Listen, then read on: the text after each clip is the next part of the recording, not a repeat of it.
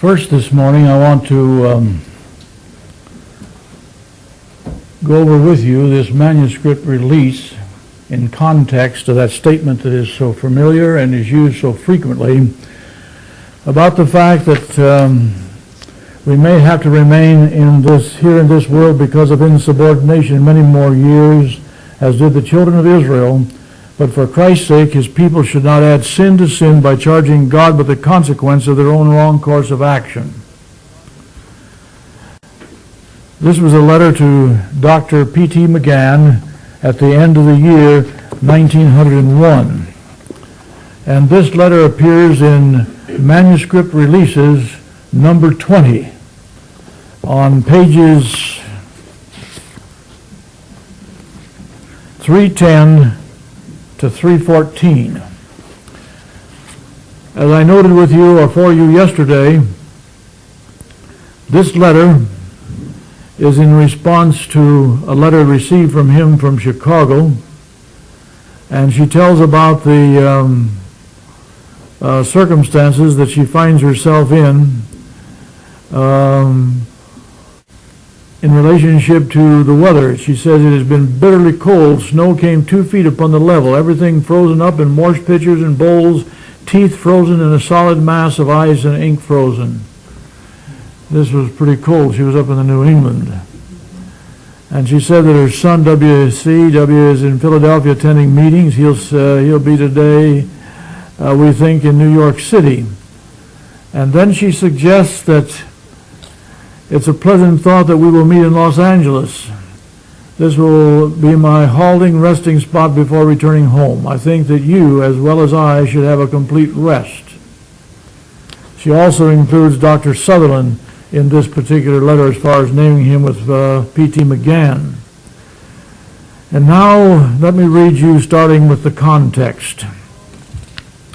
Now in regard to the school, and I must assume it must be the opening of the beginning of Loma Linda. I cannot be for sure. Because of the fact they're going to be in Southern California leads me to that conclusion. Now in regard to the school, you seem to think that the plant is to put forth full bloom lilies, roses, and pinks before the root is fully set deep to do this grand work. You must begin small and not think that you can show all strength in establishing a school after an advanced order, taking in higher studies, and do not worry about leading teachers or under teachers before you have sufficient students to warrant the steps you take. Let not human pride hurt your record. Do you not suppose the Lord sees and acquainted with the favorable and unfavorable presentations? Has not the Lord an oversight over his own work? You may suppose, my brethren, that you have to do all the devising, all the strengthening, and all the organizing. And I ask you, is it not best to show that you have confidence in God? Is it not best to consider that our God is manager, that he is director? You must not be anxious to develop too fast. The hand of providence is holding the machinery. When that hand starts the wheel, then all things will begin to move. Well, now, they started the school at Madison together. Now, I'm just wondering if that's the school now as I read on down through here. Madison began, was it 1904? You remember?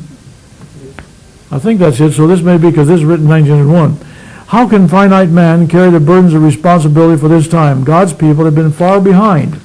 Human agencies under the divine planning may recover something of what is lost because the people who had a great light did not have corresponding piety, sanctification, and zeal in working out God's specified plans.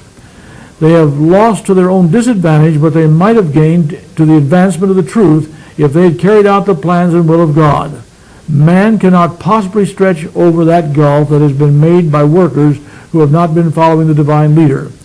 We may have to remain here in this world because of insubordination many more years as did the children of Israel. But for Christ's sake, his people should not add sin to sin by charging God with the consequence of their own wrong course of action.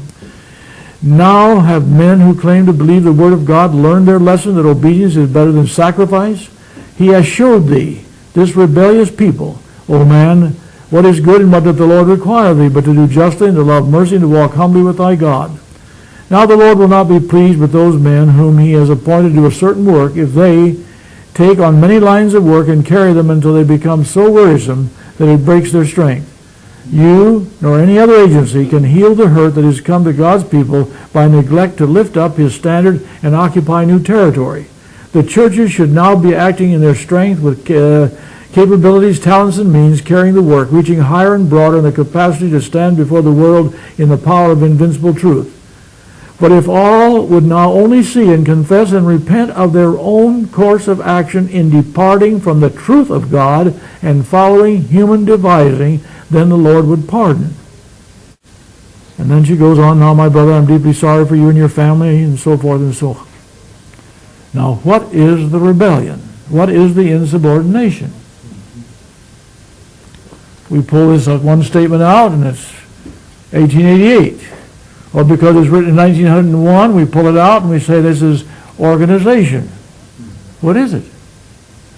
The only cue that I see here is that the individuals that are doing the work do not have a corresponding piety, sanctification, and zeal in working out God's specified plans. She doesn't name them. And then it says here that if all now would only see that and confess and repent of their own course of action in departing from the truth of God and following human devising. Is she referring to the leadership or what? Doesn't say. All there, she's apparently referring to the workers. Well, the workers and the leadership? That's true. Is it specific to leaders? That's specifically the leaders? You see what's the point? You see, the statement has been pulled and used without reference in context as to what it's referring to. I've heard it used in relationship to 1888. I've heard it used in relationship to organization 1901. It would probably be more reasonable to assume that it's in relation to the organization in 1901 by the date, number one. All right, but the thing is, then you have a counterstatement that she makes for 1901 that there's a most one warm feeling comes over about the situation. Now wait a minute though, because that statement she made at the General Conference session itself, and then you find later statements not long after to where she talks about that there could have been a revival there, such as not been seen since Pentecost, but that was not to be, and that was right after. I understand.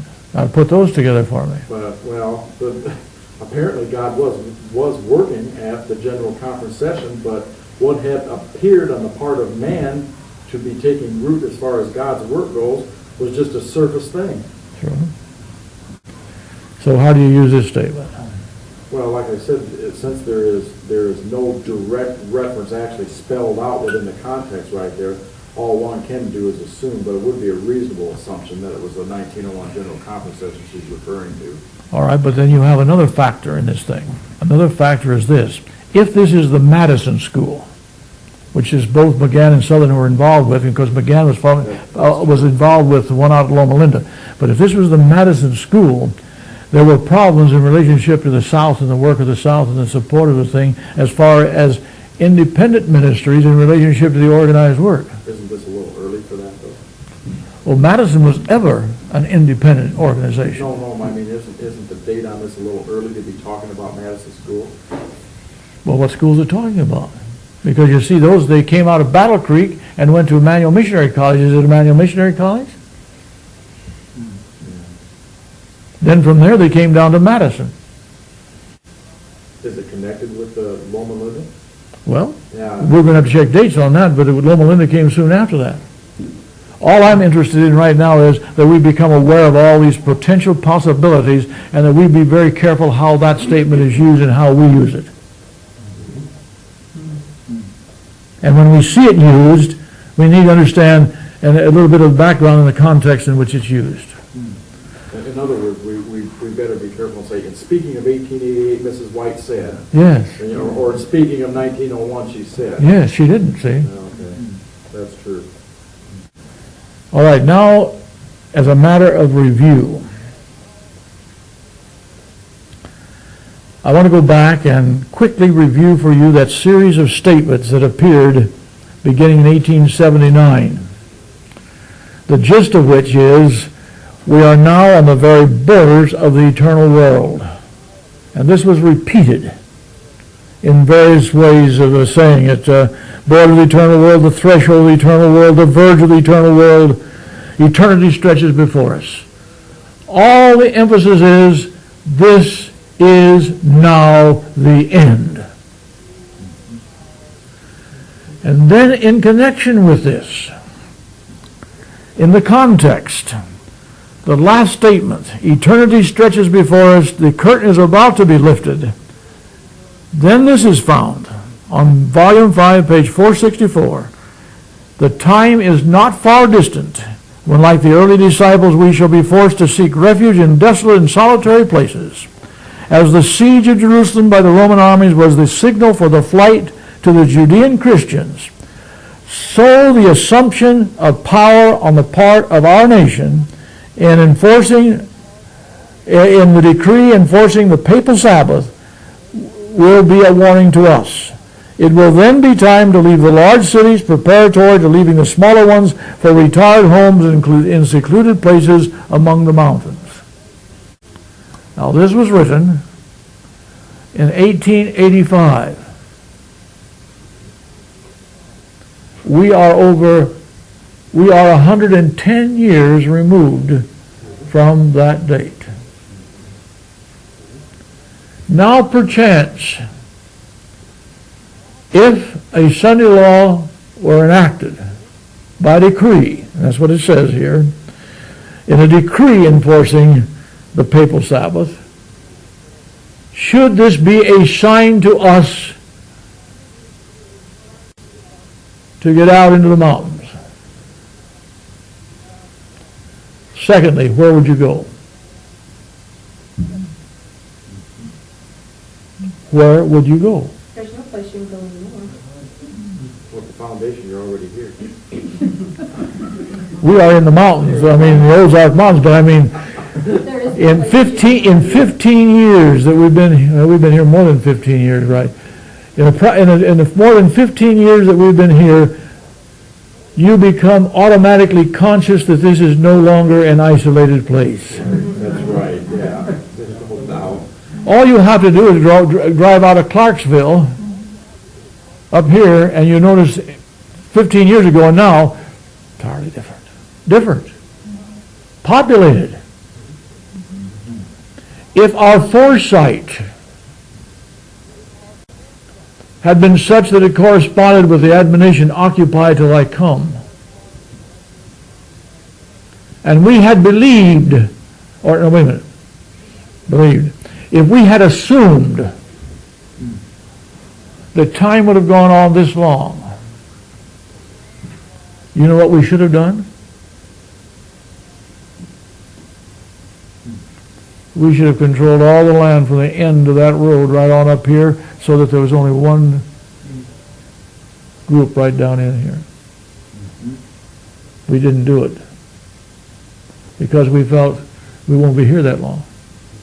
Yeah, but even in its original context, today that wouldn't have done you any good in that original context, because she's talking in a time to where, the land was basically woolly, wild, and free.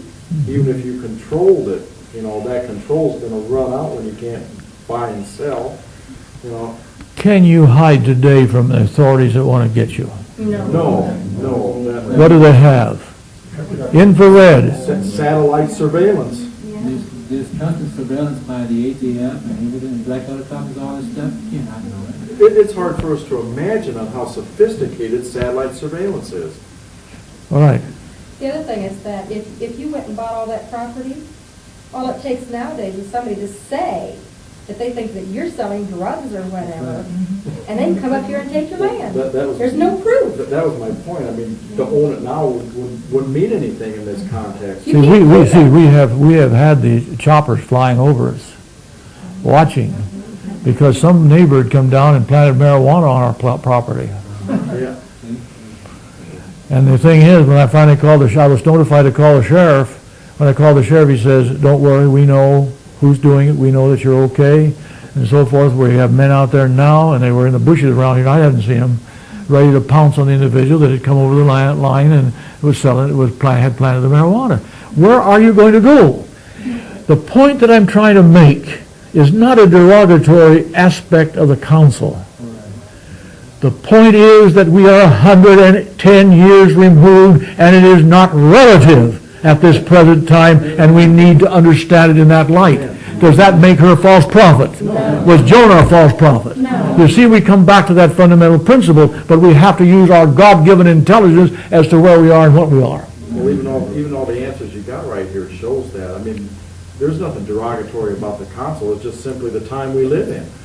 But you see, there are certain individuals now in the independent movements that will not accept that fact. We know. And you'll have the Sunday law track going all over the place, this and that and something else. Well, it should be observed from that statement that you read that while it doesn't specifically say National Sunday Law, that's what it would have been Right, but it's talking about it by decree. of this land. Yes, this land. Yeah, see, that would have been a National Sunday Law. But there's no such language in the No. All right, now another thing. Is there any hope? Yes. The book of Daniel was sealed to when? Time of the end. The time of the end. In the stories that are found in the book, was there an image? Yes. And did those individuals that had to face that image find a wilderness? No. Did they go into the smoking furnace, the fiery furnace? Yes. Who went with them? Jesus. Jesus? Is it telling us that in the last hour, no matter what the circumstances may be, if we stand for truth, even though we cannot hide, there will be one with us? Yeah. Amen. And that is our only hope. Right. All right. Secondly, was there a decree made that regulated worship? Yes. To whom? To Jehovah. Well, limited to the worship of the king. Yeah, okay, right, yeah. And who was involved? Did he run and hide? No. What did he do? He prayed right out of the same. Wait a minute. He put his blinds up. He put him up. As his manner has been. As his manner was. He did not try to hide. Nope. But who was sent to protect him? The Angel closed the lion's mouth. That book, with those experiences, is sealed to the time of the end. And it's my conviction that those stories are just as important to us as the prophecies. And in those stories we can gather faith and hope against the day in which we're living, which is way beyond Amen. the map that Adventism has been developing. And we dare not forget that fact. And so we can have hope and courage as far as the thing is concerned. And as we know, was there some clarification question? I was going to say, look at the children of Israel in the desert for 40 years. They didn't have to worry about their food, their clothing, their water, anything. The Lord took solely care of them. True, and the Egyptians didn't come out after them because they were pretty well in the wilderness. But even at that, they didn't have everything to sustain them for 40 years. I know, I understand that factor, but I mean, they got out in the wilderness. In fact, that wilderness was so bad that when the Jewish state was offered that in a construction, they found it was so arid they couldn't even take that offer. So it was pretty bad out there. God had to take care of them because there's no other way to take care of this folk out there. All right, now, I want you to notice another thing about this particular period. In other words, this period, remember these statements that I've read you from Volume 5, that the end is upon us, are all in the section of this, is in the format of this period. Time and place. Amen. Amen. This is the thing it's in. And the Sunday law that was spoken of, or, well, of course they use the term National Sunday Law, which is an invented term, and so forth and so on, it actually came about. A law was enacted. And in the light of that, the suggestion was made that this is the loud cry, which would mean that Revelation 17 had been fulfilled and we were down as far as the 18th chapter. But this is not the truth. It's not the facts of what actually happened. But something else was there that could have happened that we need to definitely understand. And I want you to follow through on this chart that I'll have passed out at this time. First, holding it this way, look at the secular history line. At the bottom, holding it up like this, the bottom, the secular history line. We're going to note certain factors from 1869 and 71, the Vatican Council I and the Kingdom of Italy. In other words, we're talking a lot about the Vatican II, but we need to understand Vatican I a little bit also. All right, then 1888 was the National Sunday Rest Bill introduced. It did not pass. In 1892, there was a Sunday law, and I've used the common term, National Sunday Law. It was made a rider to the Columbia Exposition Financial Enactment, based on the fact that they would close the Columbian Exposition. See, 1492, 1892, we're going to close that on Sundays. And they were allowed an appropriation. It was a tied to appropriation bill. And then interestingly, which is little understood and known, in 1896 and 1897 there was a Jewish state proposed.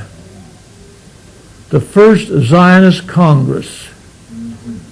In other words, this matter of Jerusalem and Israel is not something old, something new. It's something that is tied in with each end expectancy situation. All right, now on the timeline above you have the Seventh-day Adventist Church history. You'll recognize the dates, 44, 78, 88, 892, 901, 02, 03, 05. Now what is interesting is that during this period of time, this last decade of the 19th century, 99% of every major statement that has to do with the Sabbath Sunday question came to the fore. And we who have spent many years in evangelism, as we discussed in evangelistic messages, the change of the Sabbath drew on the source documentation of the last decade of the 19th century. Now I want you to notice these particular statements. In 1889, yes, here it is. In the Industrial American, this is, by the way, this is on page 289 of the book Facts of Faith. If you don't have the book Facts of Faith, you better plan to get one. There's a lot of documentation in here. On page 289 of Facts of Faith is this quotation from the Industrial American, published in Harlan, Iowa, December 19, 1889. Here's what Father Enright wrote. The Bible says, remember the Sabbath day to keep it holy. But the Catholic Church says, no, keep the first day of the week, and the whole world bows in obedience. That was in 1889. Well, now, what did God plan in the message of 1888? A message that was to finish the work. And now here's these arguments already starting to appear from the Catholic source, telling us exactly where they stood. Did you have to do a lot of proving? Quote. That's all you had to do is quote from them. God was planning the way before at this particular point of time, and we dare not overlook that fact. Amen. Now, in 1893, and in order to, in getting these statements out, I just went to my notebook that I keep kind of in reserve now, but this notebook is full of the quotations and documentations that I use in evangelism on the matter of the Sabbath presentation. I have these documents still just held, and so among those documents, I have a copy, a notarized copy of a letter that tells about this statement that Dr. E.T. Hiscox, author of the Baptist Manual, at a Baptist ministers' meeting held, what he said. And you're going to find it very familiar. He says there, of course, I quite well know that Sunday did come into use in early Christian history as a religious day, as we learn from the Christian fathers and other sources. But what a pity that it comes branded with the mark of paganism, and christened with the name of the sun god, then adopted and sanctified by the papal apostasy, and bequeathed as a sacred legacy to Protestantism in the Christian world, just as Easter and so forth. A very familiar statement, a very positive statement. When? 1893. Then we find that also in relationship to in 1893, that an individual wrote a letter to, let me see where that is. Yes. Wrote a letter to Cardinal Gibbons, who was the outstanding cardinal in America at the time. J.F. Snyder of Bloomington, Illinois, wrote Cardinal Gibbons asking if the Catholic Church facts of faith. The Cardinal, through his chancellor, gave the following answer. Of course the Catholic Church claims that the change was her act. It could not have been otherwise, as none in those days could have dreamed of doing anything in matters spiritual, ecclesiastical, and religious without her. And the act is a mark of her ecclesiastical power and authority in religious matters. 1895. Now mark this. We have preached the mark of the beast as Sunday observance. We have preached it on the basis of this statement. The Catholic Church claims that this is the mark of her authority and power. This is the only document reference that we have. Now keep this in mind. This is in the last decade of the 19th century. Now I'm going to ask you a question for you to think about, and we'll answer in due course. Is this what they say is the seal now? Is this what they say is the mark now? Now hold that and watch for the answer. 100 years later, 1895? No, 1890, let's see, wait a minute. 1893, 1995. Then you find that the Catholic World, a magazine in 1894, said this in an article that appeared. This is a monthly magazine of general literature and science of the Catholic world, and this is on the Pascali Gaudium, and this is what it says. The Church took the pagan philosophy and made it the buckler of faith against the heathen. She took the pagan Roman pantheon, temple of all the gods, and made it sacred to all the martyrs. And so it stands to this day. She took the pagan Sunday and made it the Christian Sunday. She took the pagan Easter and made it the feast we celebrate during the season. Then it goes on to say that the sun was the foremost god in heathendom. Hence the church in these countries would seem to have said, keep that old pagan name. It will remain consecrated, sanctified, and thus the pagan Sunday dedicated to Balder became the Christian Sunday sacred to Jesus. How much more do you want to give the facts? We use this in evangelism. But where were these documents from? Where were these statements from? The last decade of the 19th century. What was God trying to do with his church and people? What was he doing in the world? What were the other things that were set up? We need to know it. And I think we can then understand that God had plans and something didn't go right. And naturally then you see we've called up that statement about insubordination, because you see you have those facts, and she's talking about truths. There's quite a picture. All right, then we go on further. Wait a minute, it's in 1895 that this mark of Catholic authority that we have here Sunday, and then in 1997 we have the end of religious controversy, a tract that was reprinted from a previous decade, and then starting in 1899 were a series of offers made by Father Enright. And I have a photocopy of his original little note that he wrote. He says here, in June 6, 1899, I hereby offer $1,000 to anyone who can prove to me from the Bible alone that I am bound under pain of grievous sin to keep Sunday holy. Written from Kansas City, Missouri. 1899. Then we find that a few years later, in 1902, when he transferred to Detroit, Michigan, he says, you wrote, your note was forwarded to me here where I now reside at present. I have never seen Mr. Gamble. Mr. Gamble said that Father Enright withdrew his offer. The assertion that I have withdrawn the offer is utterly false. I still offer $1,000 to anyone who can prove to me from the Bible alone that I am bound under pain of grievous sin to keep Sunday holy. We keep Sunday in obedience to the law of the Catholic Church. The church made this law after the Bible was written, and hence the law cannot be found in the Bible. The Catholic Church abolished not only the Sabbath, but all the other Jewish festivals. Then, in 1905, when he transferred to the Church of in St. Louis, I guess it was in St. Louis, no, Detroit, he went to St. Louis. He says, I have offered and still offer $1,000 to anyone who can prove to me from the Bible alone that I am bound in grievous sin to keep Sunday holy. It was the Catholic Church which made the law obliging us to keep Sunday holy. The Church made this law long after the Bible was written, hence the said law is not in the Bible. How much more do you need? How much more do you want? Where did this all come from?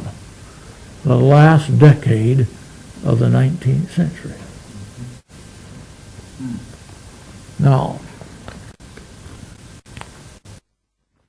let's look at some other things. Let's look at the secular history line as far as the papacy is concerned that you have here in the thing. And I'll give you some references on that.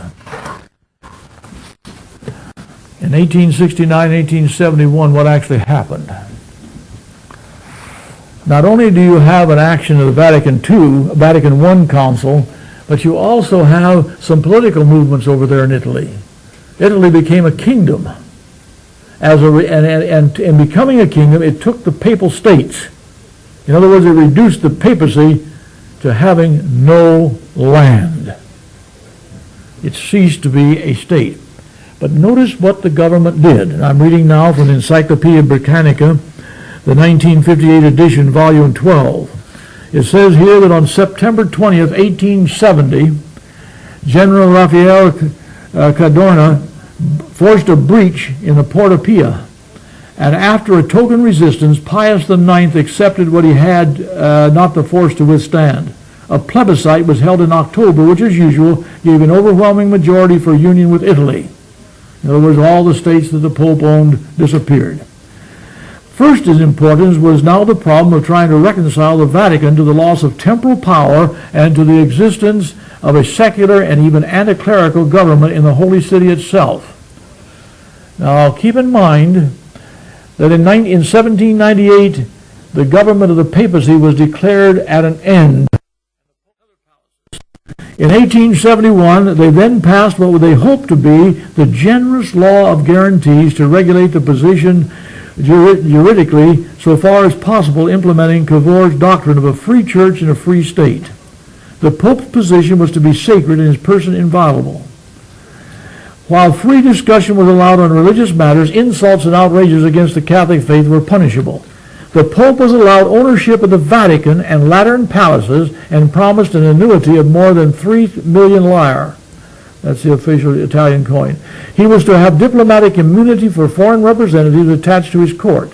The state gave up its old jurisdictionalist rights over the church, and bishops no longer had to swear fealty to the king. Pius would not accept this and claimed that he was a prisoner of the Vatican. That was in 1871. That's your first picture. But what happened at Vatican I? In the Encyclopedia Britannica, volume 23 of the 1858 edition, it says this: the resolutions of the Vatican Council, that's Vatican I, entirely revolutionized the position of the Pope within the Church. He is first accredited with complete and supreme jurisdictional authority over the whole Church, not simply in matters of faith and morality, but also in matters touching the discipline and governance of the Church. And this authority is a regular and immediate authority extending over each and every church and over each and every pastor and believer. The Pope was the supreme head declared by Vatican I over every individual down to the very single member of the Catholic Church. Again, the dogma implies a fundamental change in the position of ecumenical councils, which in conjunction with the papacy had till then been supposed to constitute the representation of the Roman Catholic Church. The Pope was head of the councils. Instead of presiding over the councils, his authority was supreme. And yet he was a prisoner of the Vatican. Now, we come to some more very, very interesting things. Was that statement in 1958? Yes. Okay. Now, what about Zionism? Let's take a look at that picture at that time. In 1896, a new chapter opened with the publication of a pamphlet entitled Judenstaat, a Jewish state, by Theodor Herzl. In it, he elaborated a scheme for the reestablishment of an autonomous Jewish state somewhere in the world. Now, notice when he started out, it was going to be somewhere in the world. He found popular support throughout Europe for a Jewish commonwealth in Palestine, and in 1897 convened the first Zionist International Congress in Basel, Switzerland, which was attended by 204 delegates. The Congress established the Zionist organization for the purpose of giving effect to the following program. They were going to build up the thing in Palestine as a summary of it. In 1901 and again in 1902, Herzl had audiences with the Sultan, but the negotiations led to nothing. He now sought from the British government a grant of territory on an autonomous basis in the vicinity of the Holy Land, which would provisionally afford a refuge and a political training ground for persecuted Jews. Part of the Sinai Peninsula was surveyed, but because of the waterless character of the country, the project was given up. The children of Israel wandered 40 years there. Then Joseph Chamberlain suggested the uninhabited highlands of East African Protectorate. And in 1903, the British government made the Zionist organization a provisional offer of an area of 6,000 square miles in the Negushu Plateau. This offer was warmly appreciated as a mark of British goodwill, but because of divisions in the Zionist organization, that was given up. And so finally they settled on the matter of Palestine and worked to that end. Now, let me ask you a question. Well, I'll put it in the form of a fact and then a question. We're told that the final movements would be rapid ones, right? Mm-hmm. If the circumstances had followed through, the Sabbath question was there agitated. Everything was ready for a loud cry for a finishing of the work. The papacy was there and was involved, and we're going to notice how much further. Would it have taken long to set up a Jewish state and bring about the fulfillment of that prophecy? No. Everything was delayed mysteriously at that time. Delayed. I can't document this. I've been looking, but an Adventist brother a while back said that in the green books, the Advent Review and Sabbath Herald books, that there was an article in there, not an E.G. White article, but from around this time period, an article in there by one of the brethren that dealt with a newspaper article that he had read, that the Zionist movement had gathered themselves up an army, and they were going to go over into the Palestine and, if necessary, take by force some land over there to establish the Jewish state, and it fell apart. At that particular time. At that particular time. I haven't been able to document that. I've been looking for it, but I was told that. All right. Now, let's go back and look at this period for just a little bit from a little different angle. A little recognized factor in this last decade of the 19th century is the fact that Leo XIII occupied the papal chair. He occupied the papal chair from 1878 to 1903. He spanned that whole decade. Now, he, during this period, issued several memorable encyclicals. In fact, you'll find that these encyclicals are listed as the great encyclical letters of Leo XIII. Now, in the first one, in 1885, that he issued, this is what he has to say, and listen carefully. This is from Facts of Faith, page 256. The Christian Constitution of States.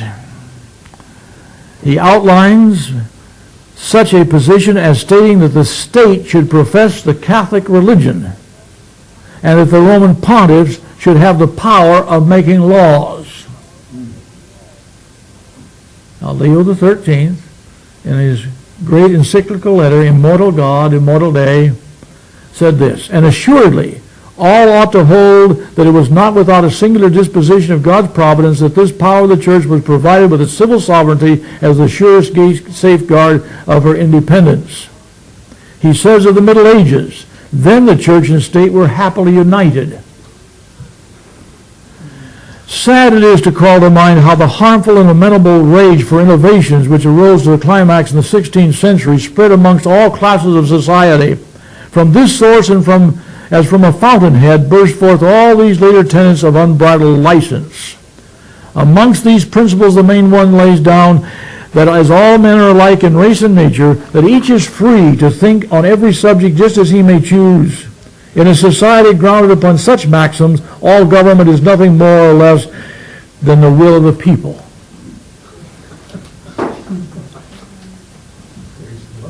All right. Now we're going to run into Leo the 13th again, but keep this in mind. This is one of his encyclicals.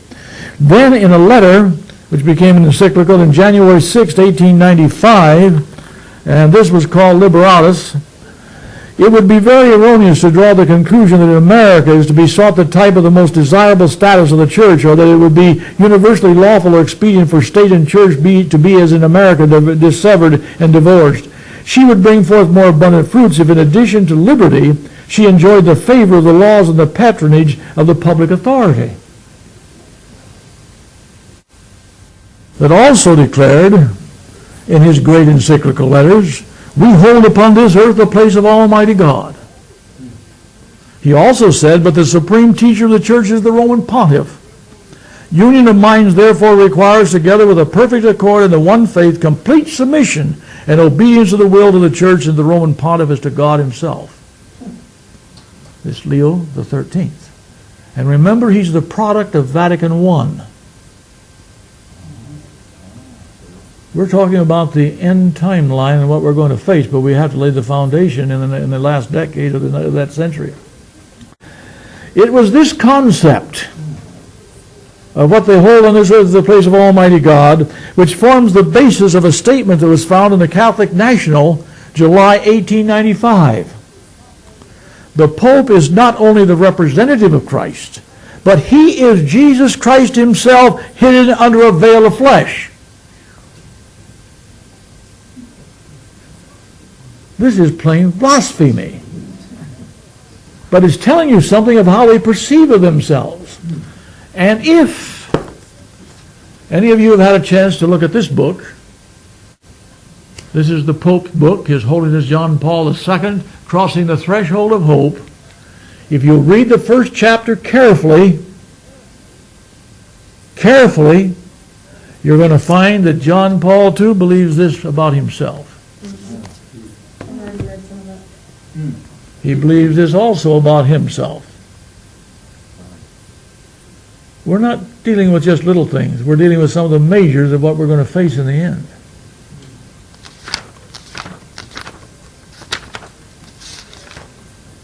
Now there are other encyclicals of Leo the 13th. I'm going to just name them for you.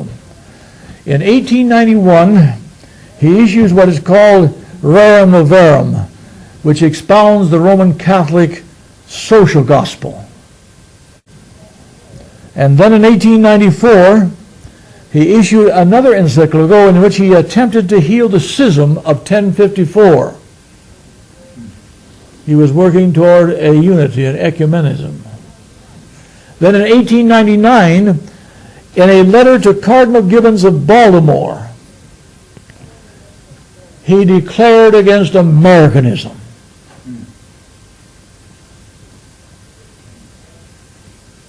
The American way was not the way. Now we come to the first half of the 20th century, and we're going to take a break. Before proceeding into the first half of the 20th century, I want to summarize that last decade. If you'll notice the board, you'll find there that as far as the last decade of the 20th century, it was marked by clear, concise acknowledgments of the Sabbath controversy, the Sabbath Sunday issue. Furthermore, there was introduced into the picture the issue of church and state, which are all vital factors in the prophecy of what is to come and the issues that are to be involved. Now, as we enter the first half of the 20th century, traditionally, we note 1929 as a key date. 1929 as a key date. It was at that time that Mussolini, dictator in Italy, and Gasperi of the Vatican signed what is called a historic Roman pact. And so it was noted in the San Francisco Chronicle of Tuesday, February 12th, 1929. And interestingly, in this San Francisco Chronicle, they had a subtitle, Heal Wound of Many Years, which were the words of prophecy. And so we latched on to this concept of 1929 as the healing of the deadly wound. But I think we need to understand, and we will see as we study, that the healing of the deadly wound has been a progressive thing. Amen. And under those circumstances, I think we can safely say that as of now, the wound has been healed. And so with that in the background, let's go forward just a little further. We find also here in the first half of the 20th century that the ecumenical movement was born. Before World War before World War II, there were two ecumenical councils.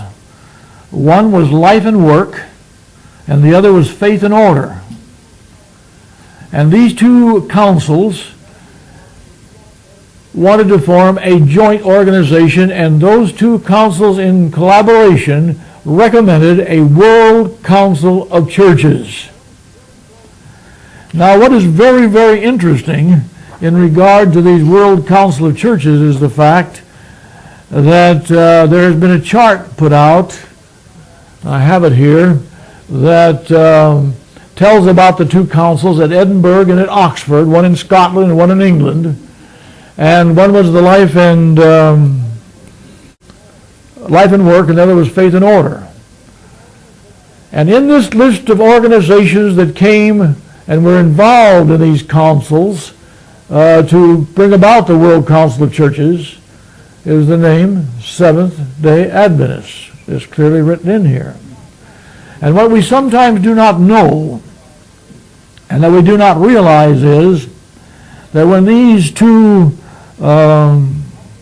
councils were operating, one in Edinburgh and one in Oxford, for the purpose of getting together, the Secretary of the General Conference wrote to the Northern European Division and said for them, if at all possible, make provision for us to have delegates there. And I have some of their letters of the correspondence that went on as far as the thing is concerned.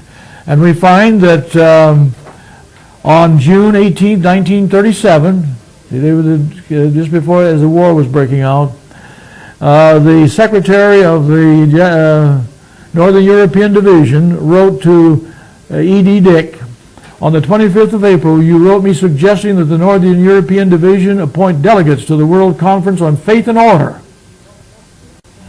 which is to be held in Edinburgh in August. I have taken up correspondence with the Secretary of this conference in Britain, and we have been given permission to appoint 2 delegates, namely W.E. Reed and H.W. Lowe, who expect to be there. I don't get any reaction from you.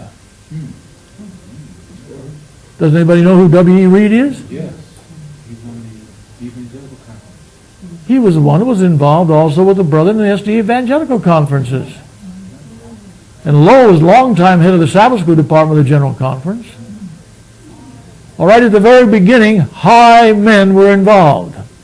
There's another World Conference to be held at Oxford this year on church, community, and state, We endeavored also to get opportunity of appointing delegates to this conference, but we were informed a few days ago that some 18 months ago, all church organizations who are to be represented at this conference were notified, and that they cannot now at this late date give us any delegation. It seemed that the Seventh-day Adventist Church was not listed among the churches which were to be represented. Brother Lowe is hoping, however, to get an opportunity to attend it, as without doubt the relationship between the church and state will be taken up quite fully. With kind regards, very sincerely yours, J.I. Robinson. So, this was the organization. The World Council of Churches did not begin to function until after World War II. So after World War II, those that made up the official list of the World Council of Churches wrote to J.I. Robinson, and this was W.A. Visser to Hooft. He says, I have been instructed to forward to you the enclosed official invitation, which has been duly signed by the following members of the Committee of 14, and that was to become a part of the World Council of Churches, which was to be formed, which was to function in 1948. So after urging representation at these conferences, it formed it. On March 30th, 1939, the General Conference issued the following statement. An inquiry was received from the Northern European Division with reference to our accepting invitation to membership in the World Council of Churches that is in process of formation. It was voted to reply to this inquiry that in harmony with our denominational position concerning such matters, we do not consider it advisable to accept membership in this organization. Wanting to get in, and then the pressure came on, and we back out. Policy. Nevertheless, the World Council of Churches was formed in 1948, and then in 1950, the National Council of Churches came into existence in America. And we decided we'd do a little backdoor work. In 1960, a letter signed by the Assistant General Secretary of the National Council of Churches stated the Seventh-day Adventist Church does hold voting membership in several of our program units, and in addition has non-voting or associate membership in other units. In 1959, the General Conference of Seventh-day Adventists set a total of $6,700 toward the support of these program units, to which it is one relationship or another. So we got into the National Council picture. And so then finally, through the World Faith and Order Commission of the World Council of Churches, we have involved further, which we'll note in a little bit. Another thing happened in 1948. Israel became a state. Now, in this picture of Israel becoming a state, we have a lesson in prophetic interpretation to learn.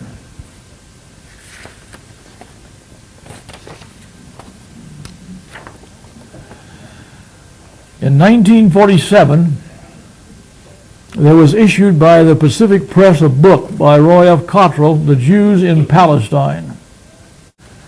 And in this book, now this is in 1947, 1 year before 1948, Cottrell wrote, in the impressive drama of the prophet and the potter's earthen vessel, the word of the Lord instructed Jeremiah, then shalt thou break the bottle in the sight of men that go with thee, and thou shalt say to them, thus saith the Lord of hosts, even so will I break this people in this city, as one breaketh a potter's vessel that cannot be made whole again. The God of heaven, who overthrow the city and nation, and who because of their apostasy dispersed the inhabitants to the ends of the earth, forever settles the question of a complete return and restitution in old Canaan by asserting that it cannot be. And within 1 year it was. What should that do as far as our own interpretation of prophecy is concerned? We should walk humbly on our knees in our understanding of prophecy. You better not make dogma out of it. Right. We better be very, very careful. We said Israel will never be a state, and within 1 year it was. Then, prior to that, in 1944, the Voice of Prophecy used as a gift of a month book, Palestine and Prophecy, written by J.C. Stevens. And in this book, his last paragraph was, the Apostle Paul speaks of old Jerusalem as being in bondage with her children. Had the Jews been faithful, Jerusalem would have been enlarged and beautified to become the center of the whole earth. Beautiful for situation. But throughout the generations, the fall of that city in AD 70, Jerusalem has been a burdensome stone and a cup of trembling unto all people. And it will be so to the end of time. Palestine and Jerusalem do not have a bright future in this present world, and those who are holding the hope of a national restoration for the Jews are following a theological will-o-wisp. What are the facts? These are official publications even used by the Voice of Prophecy. This should cause us to take a very careful look at things. Now then, once the state was established, then we had to face something else.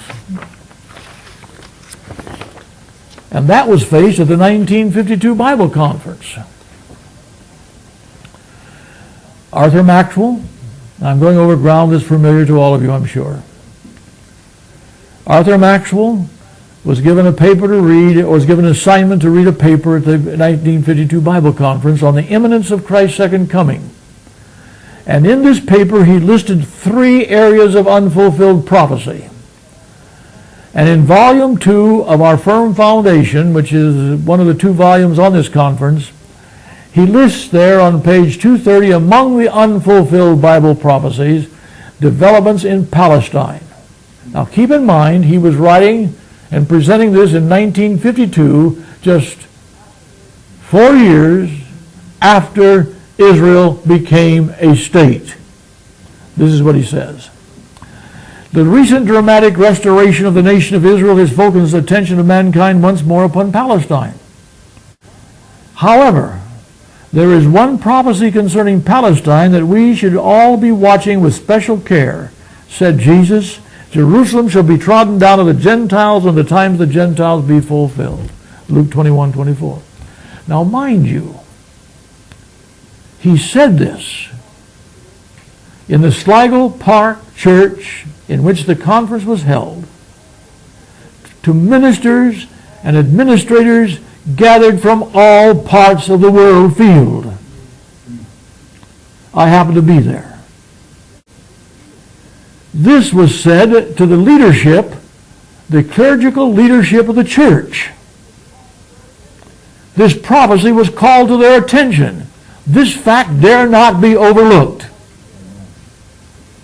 Now what does he say about it? For 19 centuries, Jerusalem has been trodden down of the Gentiles. It is still trodden down of the Gentiles.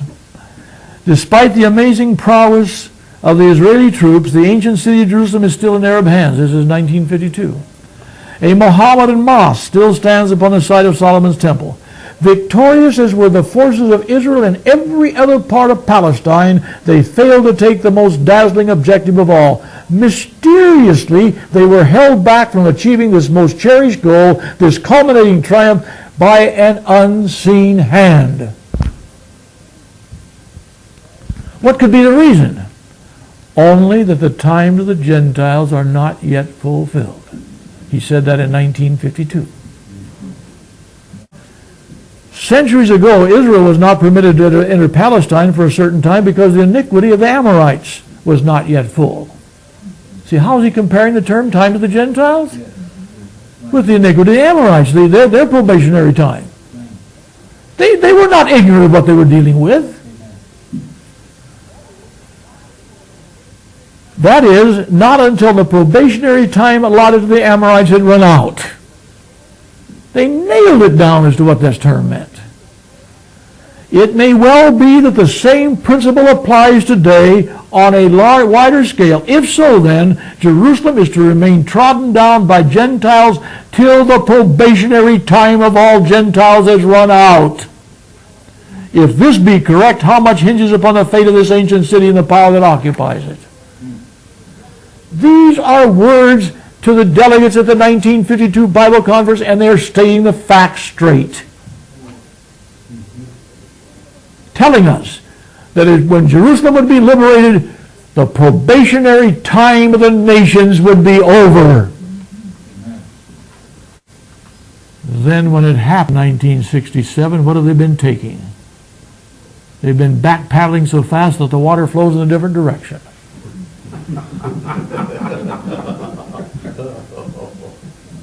Absolutely. It's tragic what happens. Here they face the facts and state them as they are, and then when they occur, it can't be true.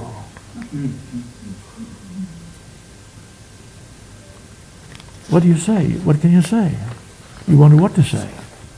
How can you wake them up when they admit it? On the basis of their own admission, 1967 and the connection of the Acre Rule, which brings it to 1980, indicates that as far as the corporate bodies of earth are concerned, they passed the probationary line. Now it's interesting that in our history we have had some comments about it, and it's interesting how they've been waffled on. James Edson White wrote The Coming King. In 1898 was published by the Pacific Press Publishing Company.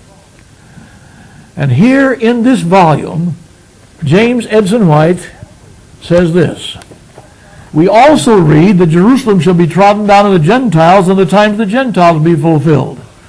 Jerusalem has never again come under the possession of the Jews, and will not until the times of the Gentiles be fulfilled. This will be when the work of the gospel is finished.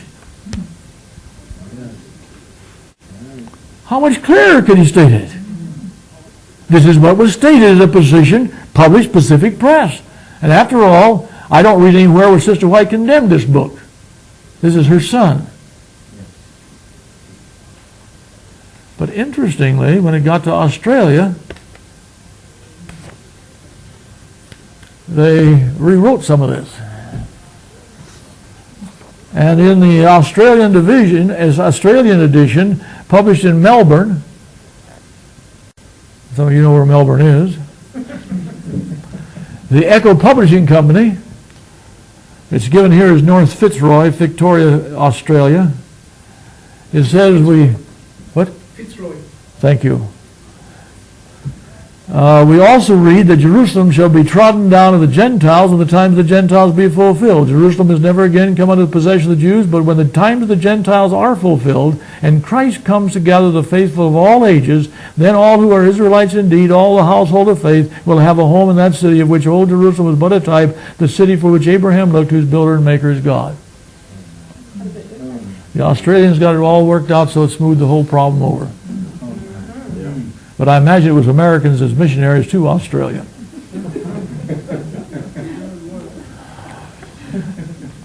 All right, and in 1906, again, The Coming King was published. And this was by the Review and Herald Publishing Association. This got a little closer to headquarters. And it says this: we also read that Jerusalem shall be trodden down the Gentiles, and the times of the Gentiles be fulfilled. Luke 21:24. This will be when the work of the gospel is finished, and nothing more is said or elaborated on. So this gives us a little background in the history of this doctrine and the teaching and how it has been presented in the church. I might make mention of the fact that there is now a publication that I received a copy of just this past week, entitled Armageddon.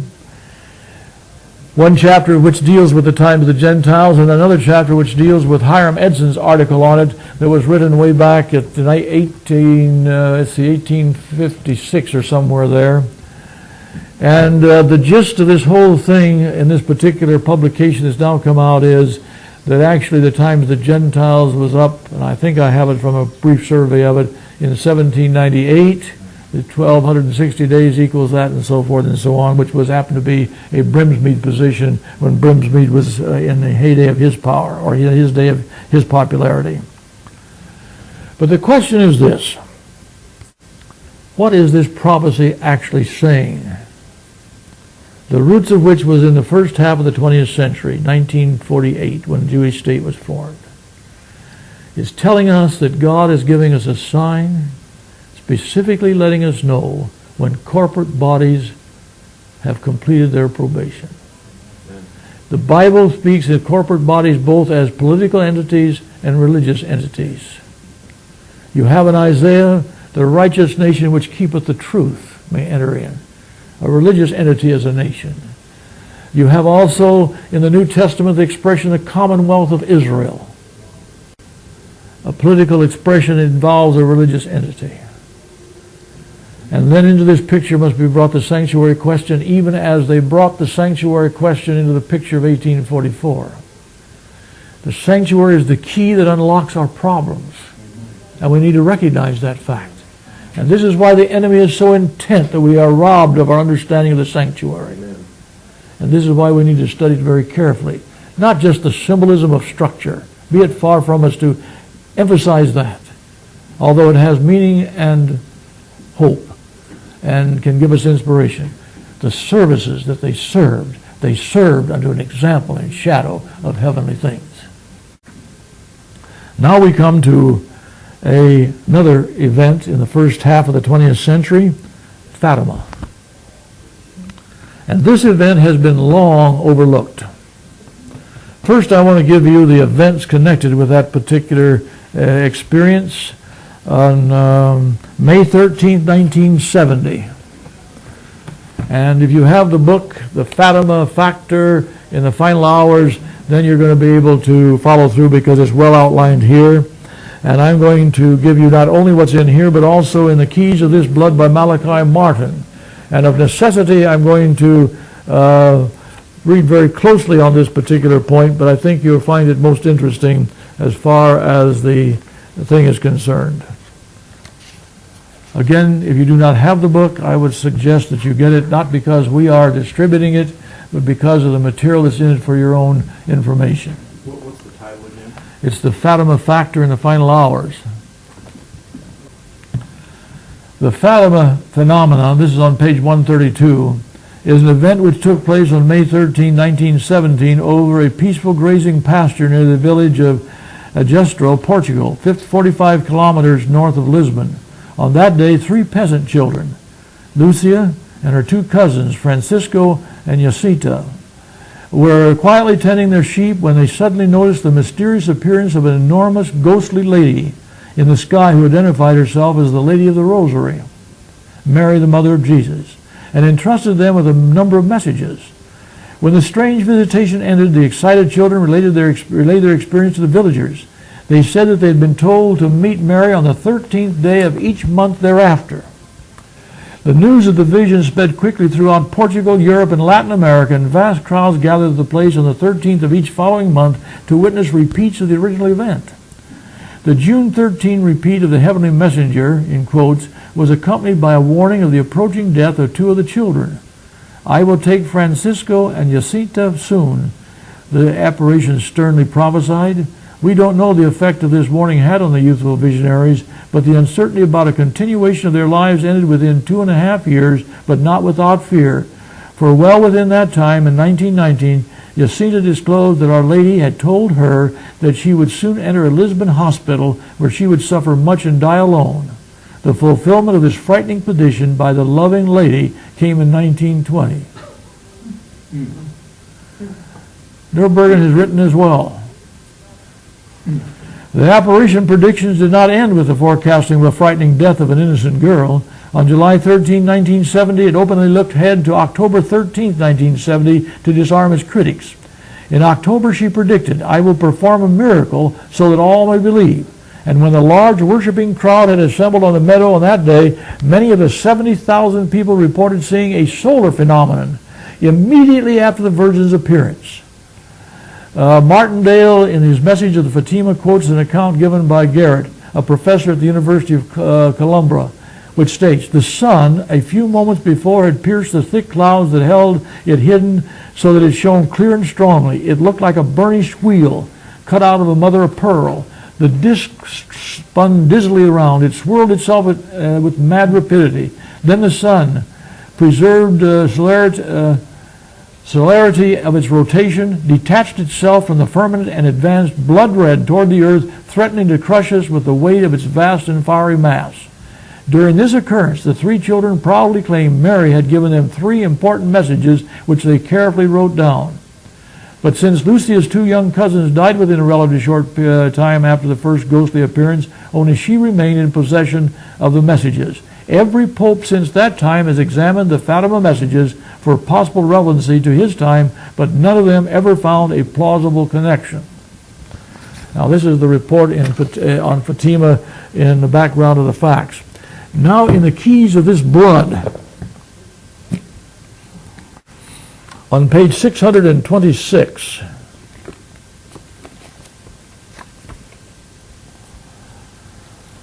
uh, 627,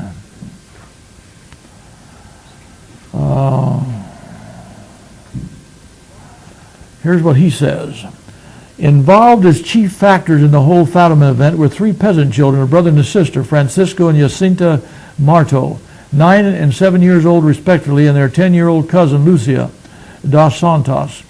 The brother and sister were illiterate. Lucia could barely read or write. They spent their days herding their family sheep. These 3 children claimed that on the 13th day of each month, beginning on May 13, 1917, Mary had appeared to them in a particular spot called Cova da Iria, in the neighborhood of their sheep pastures, that she told them that she had an important message for all the nations and all men and women, and that after coming to see them each 13th day of the coming months, on October 13th, she would by the power of God perform a miracle in order to substantiate the authenticity and vital importance of her message. By one means or another, news of the successive appearances spread throughout Portugal, Europe, and the 2 Americas. Hence the throngs of people gathered at Cova da Iria in Fatima at midday on October 13th. Not only the month and the day and the place were predicted by the children, the exact hour, midday, was foretold. What happened at the precise hour was a cameraman's dream. Even Cecil B. DeMille would not have fantasized. DeMille had fantasized. He's a famous movie. Okay. I didn't know that. That's okay. It had rained torrentially all the night on Friday, October 12th. On the morning of the 13th, the hamlet of Fatima was blanketed in driving rain beneath a cloud-bound sky. Now follow this. Everyone and everything was sodden. The dirt roads were quagmires of mud. They had a good 3 inches of water in Cova da Iria, where the 3 children were waiting with their families, surrounded by those thousands of visitors. Toward midday, the voice of Lucia, the eldest child, was heard saying, "Look up at the sun." All looked up. The rain suddenly stopped. The heavy veil of clouds broke asunder. The sun appeared. At the sight of that sun, uncontrollable waves of surprise, awe, fear, panic, joy swept through the crowds. The sun they now saw clearly was the same sun John Paul II later was to see in August of 1981. This was not the unbearable midday light sun normal in the skies of Portugal and Rome, the sun you cannot stare at without damaging your eyes. This sun was a fast-spinning plate of brightly shining silver, a giant pinwheel turning on its own axis, casting off beams of colored light, red, orange, yellow, green, blue, indigo, and violet, that tinted faces, clothes, cars, carts, umbrellas, animals, ponds, grass, mountaintop, and horizon, in all the successive hues of the rainbow. That was just the first part of what the onlookers described picturesquely as the dance of the sun. It lasted 2 or 3 minutes. The second part of the dance started with the cessation of the spinning motion. Now the sun roamed back and forth among the clouds, seeming to tremble and pulsate within itself, appearing and half disappearing behind puffs and strips of cloud, occasionally stopping and spinning again on its own axis, and throwing off those brilliant shafts of multicolored light. The third part of that exotic dance came with the spinning, when the roaming stopped. That brilliant disk was stationary for a while, trembling, pulsating, rotating on its own. Then, without warning, it plunged from its position above the clouds, hurtling in zigzag fashion toward the earth and toward the upturned faces of those tens of thousands. One observer described later how the smiling look of wonder of the faces around them in that crowd changed first into looks of puzzlement, then immediately into white-faced fear, according to that solar disk, ever rotating and pulsating, came closer and closer, appearing bigger and bigger in its relenting descent, the heat increasing as it came nearer and nearer. As this molten mass of light and heat zigzagged downward, cries of anguish and horror, prayers and explanations rose up. "It's the end of the world. We're all going to die. God forgive me of my sins," and the like. You can just catch the picture. But in the middle of that downward plunge of that blazing sun, the voices of the three children were heard above the cries of anguish. Pray and pray hard. Everything's going to be all right. For a time it did look as if that disc was going to smash into the crowds, crushing and burning all before it. At the peak of these fears and horror, the disc halted, reversed its path, ascended back to the sky. It stopped moving. The spinning ceased. There was no more colors thrown off. The people could no longer look at the midday sun.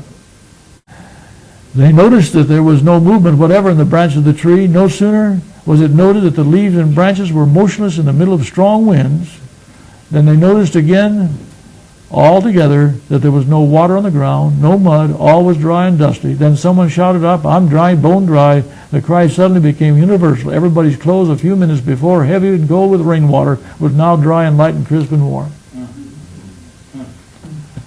The action at Fatima. And the present Pope had that vision repeated to him as he was recovering from the attack that was made on his life. And so he is a very devoted, very much of a devotee of the Fatima mystique, or the mysterious ghost-like one that came. This has not been given its relative importance, but it's having its effect on the papal policy and the papal actions at the present time. And this we need to understand. But notice the picture, the connection. The Virgin Mary connected with the what? The Son. And the Son connected with the Sun God, and the Sun God is the devil, the dragon, that fiery serpent, Peros Drakon. The whole issues are all fitting in and filling up. The whole thing is there. And you've got the documentation for it. And I could go on and read the various things that are involved here. He also tells about this papal reaction that in the first part of this, that the Pope saw this particular event, and he was assured, well, here's what the sentence is. What those on the spot witnessed saw and recorded in October in 1917 is what John Paul saw in the luminous skies of Latio above the 7 hills of Rome in August of 1981. The sun above the 7 hills of Rome.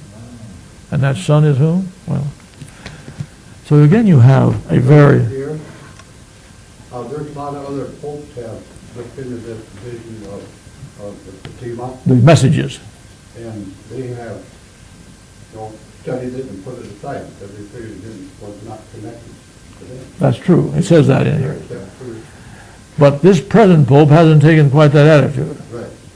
And he's working toward that particular end. And so we're going to need to discuss that as we come to the last half of the 20th century. All of these things, except what I brought you about our comments on Luke 21:24, all transpired in the first half of the 20th century. Now we come to the last half of the 20th century, and we're going to see the development and what's actually taking place in these things that have transpired. But remember also